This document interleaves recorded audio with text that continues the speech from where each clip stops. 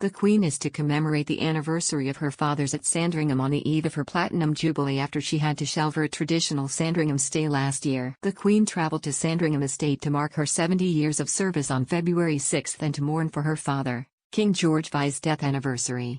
Podcaster Christine Ross claimed that the day has been a huge transition for her as she was very young when her father died. Her Majesty is known to traditionally visit the Sandringham Estate to celebrate Christmas with her family, but she cancelled for the second year in a row due to the pandemic. Royally U.S. host Christina Garibaldi said, Queen Elizabeth, after months at Windsor Castle, she traveled to Sandringham to honor a tradition, 70 years on the throne, but this is also a time of mourning as well?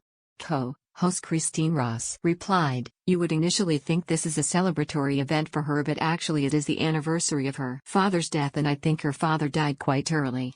She was very young, so it was a huge transition for her, so she tends to spend this day privately in a time of reflection, so she's gone up to Sandringham, which is such an important place to her. I think it really must feel like home for her. It's in such a beautiful setting in Norfolk. Normally, she goes up there in December ahead of the Christmas season, but she stayed in Windsor for Christmas and for the New Year. She's now going up to Sandringham for a few weeks for this time so that she, I think, can have some peace and quiet on such a momentous day.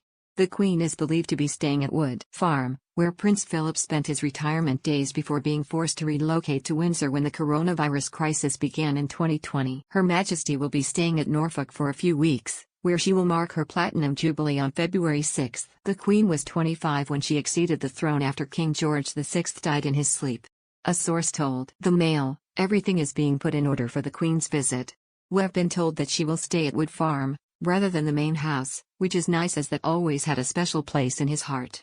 A courtier told the Daily Mail, they adored the simplicity of what Wood Farm represented. For the Duke, it was the light which he thought was perfect to paint by, and the proximity to the sea only a couple of miles away. The Queen likes the unfussiness.